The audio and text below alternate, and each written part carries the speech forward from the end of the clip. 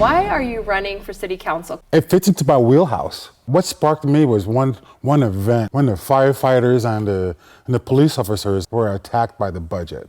And so that kind of sparked my attention. Obviously, you're not from here. Yes, exactly. But tell us about you, who you are, where you came from, and why you are here now. I came from Panama, and I moved to Westchester County, New York. From there, we discovered Billings because of my wife's parents. Her folks are from the Minnesota area. They relocated here, and Debbie and I met, and so we were blessed with two beautiful boys and moved to Billings 20 years ago now, actually. And from there, we raised our kids here in town, and oh my goodness, Kerri, we have the best time ever because Stephen, our oldest boy, graduated at Bobcat, and Bryce, the youngest boy, graduated as a Grizz. Oh, you guys gotta be careful, right? Do you sit right on the halfway point if they're playing each other? We enjoy it. And the reason why I mention this is because even in Ward 3, and I always go back to where I lived. I've lived in Ward 3 for quite a long time. We would actually go to our entertainment and watch those games in Ward 3 for our business community.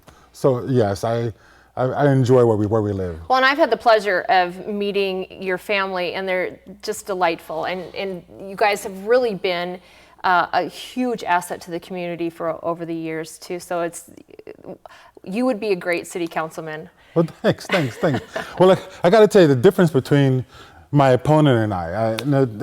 He's a nice gentleman, but he's one of those guys that he's probably ran for different offices throughout and never really focused on one thing. But that more or less the difference is that I wanted to focus on where I live, Ward 3, focus on the city council, particularly because you help people by starting out with the local issues. Within the local issues, that's why you figure out what else can grow from there. We can give birth to a lot of good people if we care for our local environment first. Okay, tell me a little bit about your experience too, because it's absolutely fascinating, and I think that is going to be very important as a city councilman. Well, I got to tell you, I got here with Wells Fargo way back when, and my title was a Community Development Loan Officer. So with that, my job was to go out to find and help any particular person within the minority sector to help them get into to a mortgage situation. Wells Fargo is willing to help them out. So my job as a community loan officer helped me to lead on to different community boards in town, helped out with different organizations in town that led towards where here I am now, several years later, running for city council, because I truly believe in being that servant and being in servitude for our local area. And you've been in positions where you can actually say, I know that there's a solution. Here is a solution. We can help you at this time. A young single mother, we can help you with these things. Not as a permanent solution, but as a temporary one, so that you could actually know and understand what it's like to help people get on their feet as well. Well, I'm glad you mentioned something like that. Actually, I worked with an idea to how do we help a young family or so to get out of being generationally impoverished, or how do we get them to not be sustained on our government for generations? How do we break that system? And so one of the projects I worked on was to do that, is to actually help a young, let's say a single mom, and she works from 9 to 5, and then her son or daughter, they actually are coming home from school from 3 on, and so we assist them from there, teach that single mom how to perhaps savings, credit score repair, and get her in shape, so then she's now teaching that young person, boy or girl, to now see the difference and not live on the system per se, not live on government subsidies for forever and ever. We can see government has a portion of our lives. Government is good, but not where government is overwhelming. They're not there to sustain us. We have to teach others how to be self-reliant, and that's what I enjoy completely.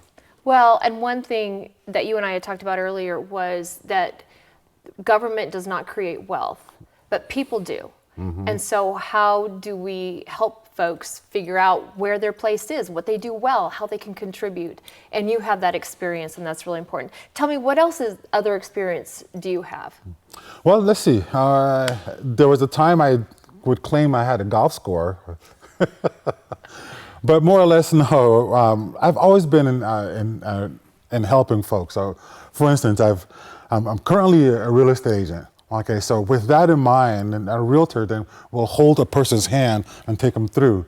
Currently also the job, or not the job, but the business that Debbie and I have right now is with precious metals. We help people to be self-reliant and also learn how to actually have a residual income.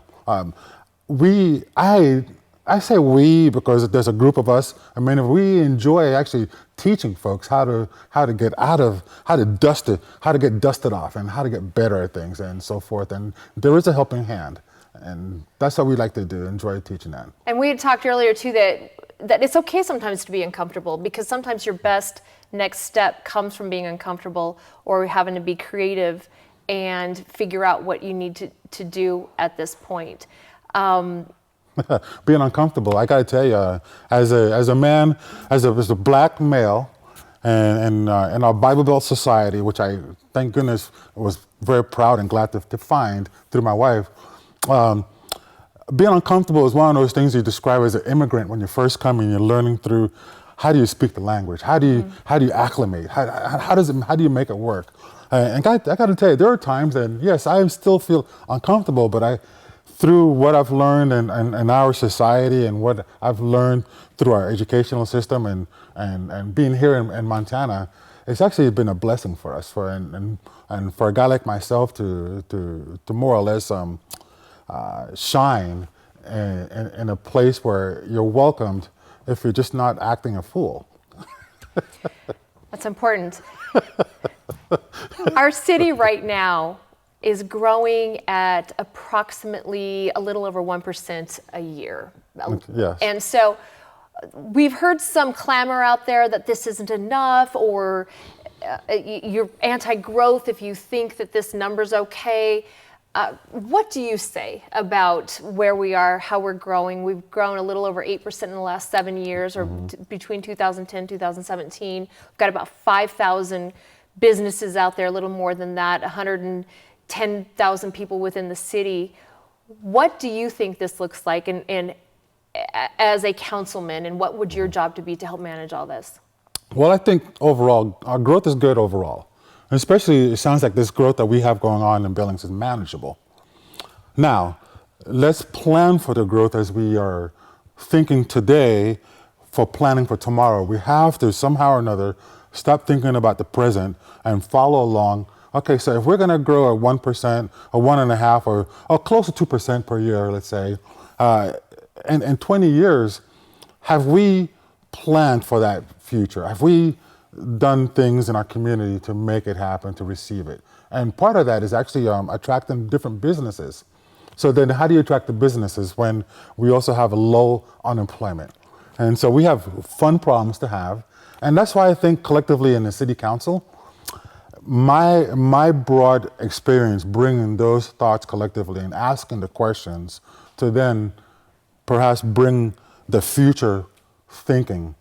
And right now we're in a path to probably do something like that with a roadway perhaps that we're planning on and so forth. But let's not do it by saddling or crippling our homeowners with more taxes on top of the homeownership. Let's be creative in inviting businesses in town to then grow that way too. And then from there, one of the things I mentioned the other day, Kerri, was that I was telling the Billings Gazette that it's a good idea for us to actually have attract young people back into our state. So if we're losing young people outside and they're going out for better jobs and so forth, then how do we capture those people, let them know there's possibility of positions here besides the medical corridor, then those young people will then attract others to come in. So going back to the growth, we are slightly preparing for it, but at the same time, we really have to fiscally now start thinking about how to make it work smartly. And that's where I want to be more sensible about being physically thinking about the future as we go along. And And a lot of times that's not because the government provides that solution, but because it steps back and it allows private enterprise to grow, to not have the regulations to hold it back, to have a great community where people can find jobs, where people can create jobs, and they have great neighborhoods in which to live as well. I mean, if you think about it, it's a pretty simple solution with a lot of really complicated entities that go into it. You would think so, but no, even that. So going back again, 180, just thinking about the law enforcement and our firefighters. So now, how do we have those guys and girls and gals have the best equipment to help us out to be safe? Have maybe the best training and the diversity of how the community is now changing. Not all people are bad by first impression, and that sort of training will be more brought forward, I think. Also. So yeah, there's a lot of good possibilities. I think as long as we keep having communication and we keep talking about the issues, that we can come up with great solutions. We have great task forces in town to help out with that. Absolutely. And they help out a lot. We have great task forces. We've got a lot of different entities that are very involved in this town, and we've got just great people. Billings is a wonderful place to live. I'm like you. We've been here for quite a while. I was actually born in this area, but we came back because it is such a wonderful place to live.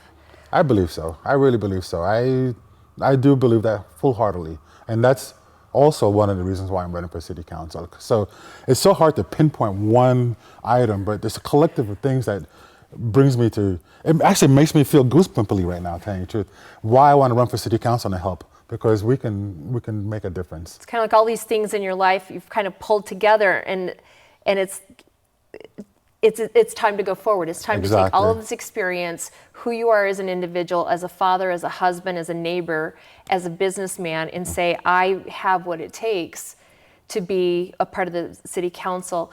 And it's also very interesting too, because the budget, of course, is the main thing that our city council has to deal with every year. And right now, if you take a look at it, I think I can't remember exactly, but it's over $300 million. And so, when you put it down per person, it's quite huge.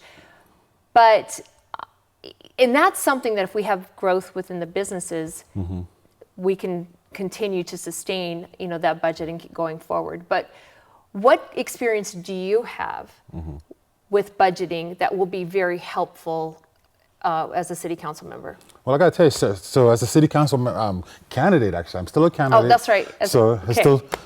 I must ask for your support. But the experience I have is, it starts off with actually, I mentioned our mortgages. So, for instance, I've had to actually organize lots and lots of dollars and put it in place for you personally.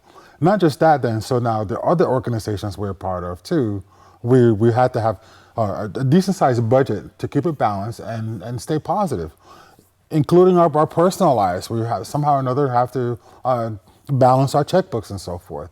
So then, if you don't have the revenue coming in, you can't credit yourself to spend more money than expect somehow or another for a landslide to come in and get you out of it. No. So that's part of my thinking. Okay, let's plan this out a little bit. If we're going to spend some dollars here, or we're going to steal from Paul to pay Peter, there has to be a why. What's the reason? And then how could we replenish the coffer? And so those are thoughts and questions that I'm bringing to the board as a city council candidate. And then I can get in more detail by reading and paying attention to all the things that are coming across us, especially whenever we get proposals or any type of information brought to us by the city council staff. That's why I'm actually prepared to read and pay attention to it, because I have the time to actually put a scheduled time to actually pay attention to those and read it and go through a line item and maybe, with a highlighter and so forth, and bring those questions up. And so I plan to actually use my business atmosphere, the collective learning of what I've done throughout the different organizations I've been with, to the city council. So that's why I'm pretty excited over it. I don't think people realize that being a city council person is probably the lowest paying job. It's true. Because it's not for the money. That's for sure, Kerri. Because you're not just spending time in the Monday night meetings. You also have a plethora of other meetings and organizations that you go visit, and also meetings and phone calls and emails. So it does take a lot of time, but so it really has to be a mission from the heart. It is, and actually a mission from the family too, because that's true. Without my family supporting me, I can't do this at all. And just being, don't get me wrong, we don't necessarily want to sit down and watch TV and pretend to learn things from TV. I'm the type of person, I want to be involved and be a part of the solution, not just sitting back and complaining. Let's help each other out by participating. And that's what I enjoy the most also, just being part of it. It's just better than anything else. Yeah. I'm an immigrant from Panama. Came to the United States when I was 10 years old. Since then, class of 79. In fact, I'm attending, because today is my 40th high school reunion. Proud Huguenots in New Rochelle High School. And then from there, I went to Pace University, played basketball. Okay. Basketball got me through college. Westchester Community College and then Pace.